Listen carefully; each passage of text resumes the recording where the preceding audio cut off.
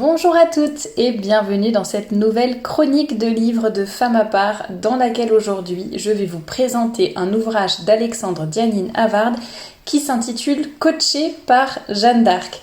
Juste avant de commencer, je vous rappelle bien évidemment que je vous mets en lien en description sous cette vidéo le lien pour acheter cet ouvrage que je vais vous présenter. C'est un lien d'affiliation, c'est-à-dire que si vous l'achetez en passant par mon lien, je toucherai une petite commission, comme certains livres d'ailleurs sur le blog également.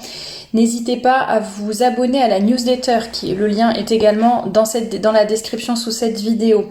La newsletter est envoyée gratuitement tous les dimanches. Il y a du contenu exclusif, mais il y a également un petit rappel des articles qui sont sortis, et c'est notamment comme ça que vous pourrez savoir si je publie un article avec des extraits du livre que je vais vous présenter aujourd'hui.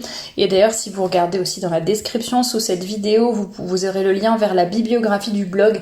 C'est trié par catégorie, vous verrez tout ce que vous pourrez trouver, plein de choses intéressantes. Il y a vraiment, c'est assez divers et varié. Et à chaque fois, à côté des ouvrages que je mentionne, je mets le lien justement vers, éventuellement si j'en ai fait, la chronique de livre qui présente ce livre plus en détail, et également un lien vers l'article qui vous donne des extraits en fait de cet ouvrage. Donc là, le livre Coachée par Jeanne d'Arc que je vais vous présenter aujourd'hui, j'ai déjà écrit l'article avec les extraits. Je ne l'ai pas encore publié, mais ça ne saurait tarder. Donc n'hésitez pas à vous abonner à la newsletter ou à vous abonner sur le blog directement pour être notifié dès qu'il y a un article qui sort, et pour ainsi pouvoir compléter finalement la présentation de cet ouvrage. Et puis dernière recommandation avant de plonger dans le vif du sujet, n'hésitez pas à vous abonner à la chaîne pour soutenir mon travail et lui donner de la visibilité. Merci à toutes les personnes qui me soutiennent. Alors, ce livre d'Alexandre Dianine Havard, Coachée par Jeanne d'Arc, publié aux éditions du Laurier en 2020. C'est un petit livre qui coûte 10 €. Il y a 15 chapitres, ce sont vraiment des chapitres minuscules de quelques pages. Mais le livre est vraiment très intéressant. C'est un peu un livre de développement personnel, mais c'est ce que j'appellerais du vrai développement personnel. Je vais vous en dire un peu plus juste après. Et donc ça se lit plus, alors ça se lit très facilement, ça peut se lire même très rapidement, mais c'est un ouvrage qui est plutôt pensé pour vous faire méditer, vous faire réfléchir à votre vie. Il y a à la fin de chaque chapitre, en fait, il y a un petit paragraphe qui s'intitule Quelques conseils pratiques. Et en fait, vous avez vraiment, alors soit je vais pas dire des phrases à méditer, mais si, c'est un petit peu des phrases pour vous pousser à réfléchir à certaines choses de votre vie. Et parfois, c'est encore plus tangible dans le sens, fais la liste de telle ou telle chose, ou tiens, demande à telle personne, ceci, cela. Donc c'est vraiment une mise en pratique, j'allais dire, immédiate à la fin de chaque chapitre. C'est pour ça qu'en soi, l'ouvrage n'est vraiment pas difficile à lire, ni long à lire. Mais après, c'est plutôt la mise en application, ce que vous allez en faire, ce que vous allez en retirer pour votre propre vie. Là, c'est un peu plus sur le long terme, j'allais dire. Alors pour commencer, je vous lis la 4e de couverture. Ce livre est plus qu'une biographie de Jeanne d'Arc. C'est un dialogue entre le lecteur et celle qui, selon l'américain Mark Twain, demeure de très loin la personnalité la plus extraordinaire jamais produite par la race humaine. Jeanne nous prend par la main, nous coach, nous souffle à l'oreille quelques bons conseils. L'héroïne d'Orléans est une jeune fille étonnamment moderne. Il n'y a rien de bizarre en elle, rien de déplacé, rien d'anachronique. Dieu a voulu que Jeanne soit pour chacun d'entre nous, des hommes et des femmes travaillant au cœur même de la société et directement impliqués dans les affaires du monde, un coach, un maître, une mère. Et d'ailleurs, pour ceux qui se posent la question, peut-être qui m'écoutent et qui ne sont pas croyants, ça n'est pas parce que c'est Sainte Jeanne d'Arc qu'elle est sainte, ça n'est pas parce qu'elle est sainte et que c'est une grande figure de l'Église catholique que ça va gêner votre lecture. C'est aussi une figure historique très intéressante, donc même si vous n'êtes pas catholique ou que vous n'avez pas la foi, ça n'est vraiment pas du tout gênant pour lire ce livre.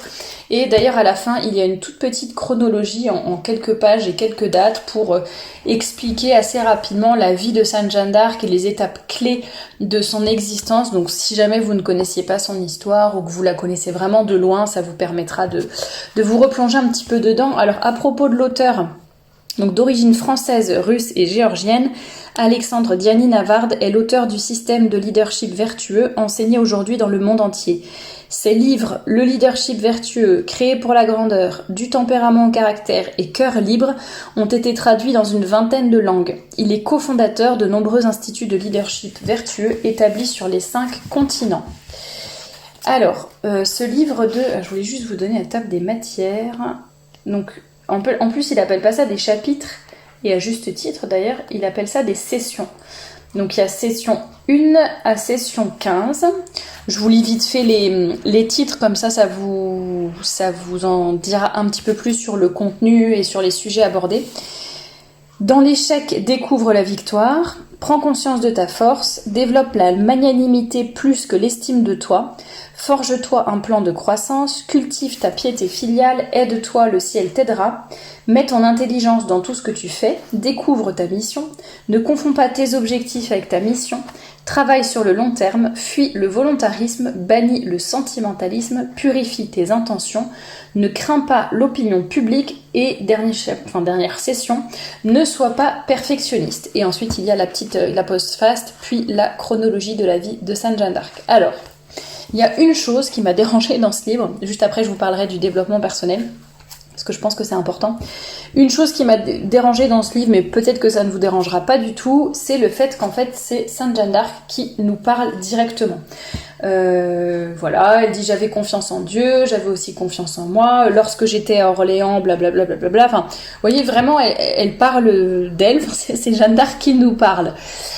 Alors, je pense que pour certains, ça peut avoir un côté bénéfique, où c'est un peu, je te mets un coup de pied aux fesses pour que tu avances et pour que tu te bouges et pour que tu te prennes en main et pour que tu progresses dans ta vie, etc. Enfin, il y en a, ça peut peut-être leur parler, ça fait un peu une petite proximité entre Sainte Jeanne d'Arc et nous. Bon, je pense que c'est certainement pour ça que ça a été écrit de cette façon. Et pour peut-être qu'on se sente plus proche de Sainte Jeanne d'Arc, je ne sais pas. Moi, personnellement, ça m'a pas spécialement plu. Alors, ça m'a pas empêché d'apprécier le livre et son contenu. Hein. Vraiment pas du tout. Il est vraiment super. J'aime beaucoup, de toute façon, cet auteur dont je vous avais déjà parlé plusieurs fois. Mais j'avoue, là, c'est la petite chose, le fait que ce soit Sainte Jeanne d'Arc qui parle directement, bon, je trouve que ça n'ajoute vraiment pas grand-chose, en tout cas pour moi. Et voilà, j'ai trouvé ça un petit peu bizarre, entre guillemets. Mais ça ne vous empêchera pas, j'en suis sûre, d'apprécier ce livre autant que je l'ai apprécié. Et pour vous parler du développement personnel, alors c'est généralement une thématique, enfin un mot fourre-tout que je n'aime pas vraiment, parce que je trouve qu'à l'heure actuelle, les ouvrages de développement personnel ont 2 principaux écueils. Un écueil qui consiste c'est-à-dire qui peut être intéressant d'un certain côté, mais en fait quand c'est trop poussé à bout, ça va trop loin et ça n'est pas bon. Le premier écueil qui finalement serait de dire accepte-toi tel que tu es, les autres doivent t'accepter tel que tu es, tu dois avoir confiance en toi parce que tu es bien tel que tu es, tu as de la valeur tel que tu es, comme tu es, ne change rien, tu es bien comme tu es, et confiance en toi, tu es bien comme tu es. Bon, j'en fais un peu beaucoup, mais c'est pour vous montrer un peu l'état d'esprit. À la fois il y a un bon côté parce que je trouve que ça peut aider les gens à sortir du perfectionnisme, à avoir davantage confiance en eux, à comprendre qu'ils sont uniques et qu'ils n'ont pas à ressembler aux voisins, ni à faire des choses extraordinaires pour avoir de la valeur et pour avoir une certaine dignité. Donc ça, ça part, je pense, d'une bonne intention, il n'y a pas de souci. Mais en fait, poussé à l'extrême, on revoit ça dans tous les ouvrages en permanence. Et je trouve que ça peut devenir très vite malsain. Et je l'ai observé récemment dans une conversation que je suivais où une jeune fille posait une question par rapport à un défaut en fait qu'elle voulait corriger. Et voilà, comment est-ce que je peux faire pour améliorer telle chose? C'était vraiment très concret, très terre à terre, enfin voilà. Et puis c'est la jeune fille d'elle-même qui posait la question pour s'améliorer, hein. Personne ne lui mettait la pression a priori.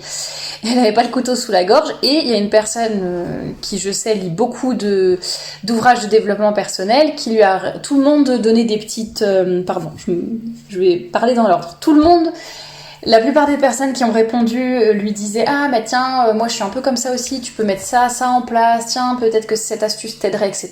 Bon, et au bout d'un moment il y a une personne qui a répondu, et je sais que c'est une personne qui lit énormément d'ouvrages de développement personnel, et ça a été la première qui a dit mais pourquoi tu veux changer, mais pourquoi qui t'a dit que c'était pas bien d'avoir cette... alors c'était pas forcément un défaut, ça pouvait devenir un défaut, hein, mais qui t'a dit que nanana, peut-être que c'est ça que tu devrais regarder en premier, peut-être qu'au contraire il y a plein de bonnes choses qui peuvent sortir de cet aspect-là de ta personnalité, etc.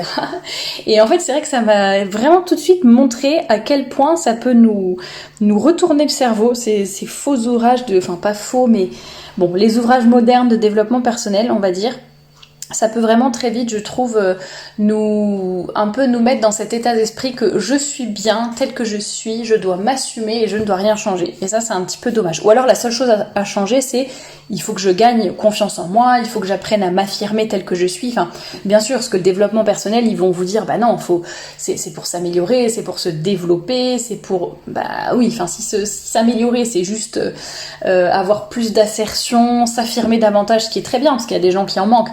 Mais si c'est juste, j'affirme davantage ce que je suis, mais je veux pas me changer, c'est un petit peu dommage, parce que nul n'est parfait, donc de toute façon, on aura tous des points d'amélioration.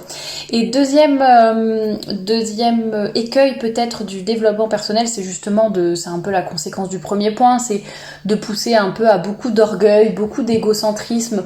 Il y a énormément de conseils du style, enlève telle personne de ta vie, enlève telle personne de ta vie si elle est toxique, ou si telle personne ne t'encourage pas, n'est pas d'accord avec toi, n'est pas là inconditionnellement pour toi, et bah tant pis, c'est qu'elle vaut pas le coup, éloigne-toi de ces personnes qui sont négatives dans ta vie, etc.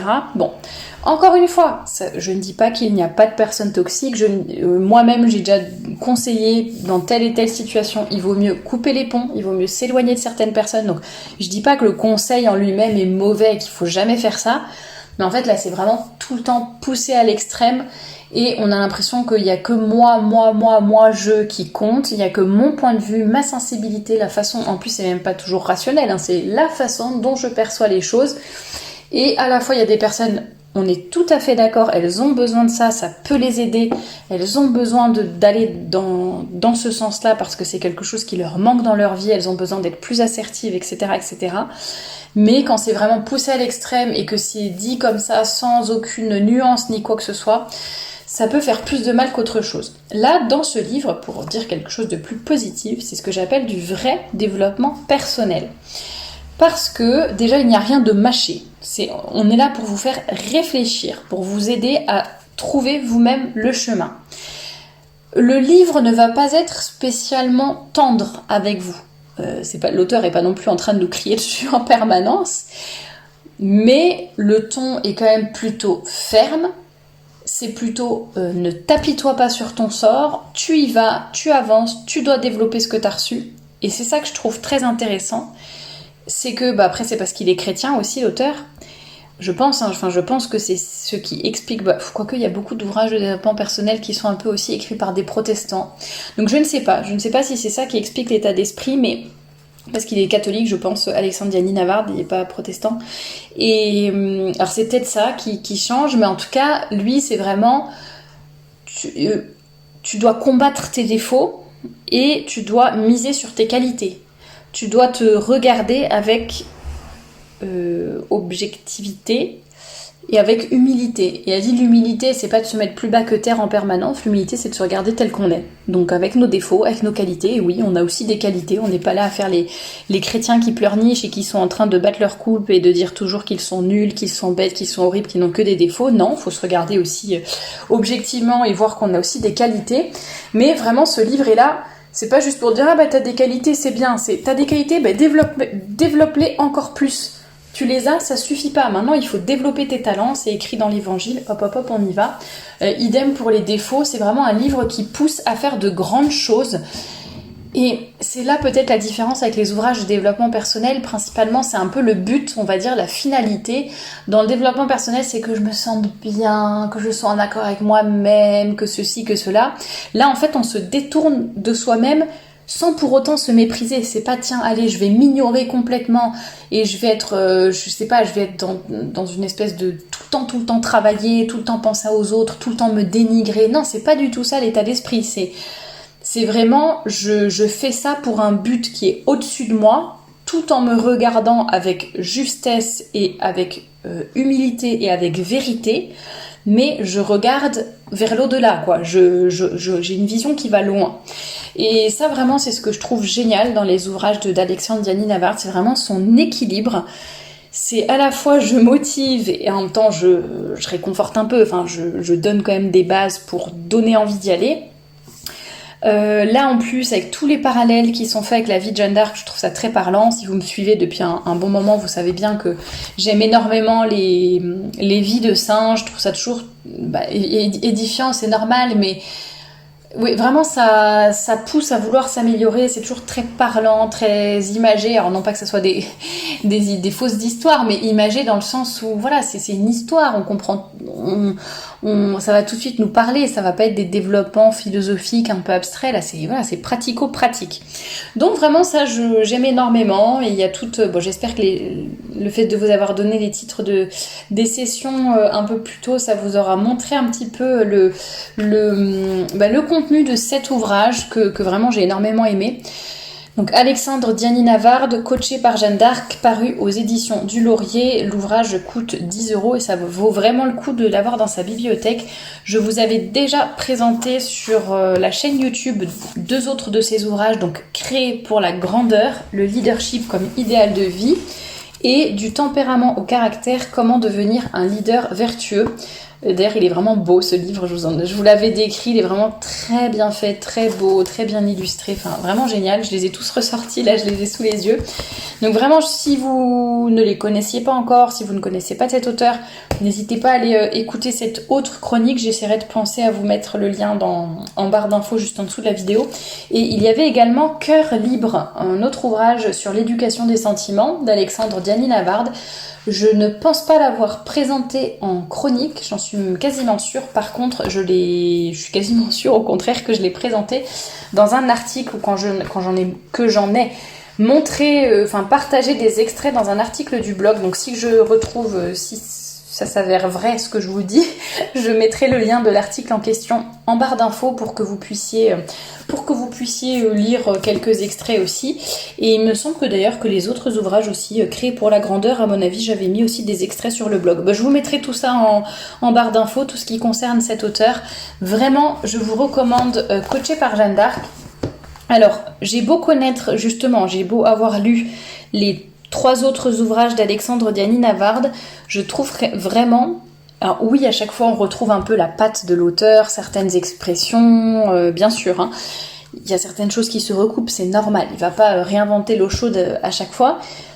Et pourtant, chaque livre apporte vraiment quelque chose de différent. Donc je ne sais pas si jamais vous en avez déjà lu quelques-uns, ça ne vous empêche vraiment pas de lire celui-ci. Si vous n'avez pas lu les autres, vous pouvez lire celui-ci en premier, il n'y a vraiment pas d'ordre chronologique spécial dans la lecture de ces ouvrages, mais vraiment j'ai énormément apprécié ce livre, donc j'espère que vous l'apprécierez aussi. Le lien pour l'acheter, je vous le rappelle, est en dessous de cette vidéo dans la description.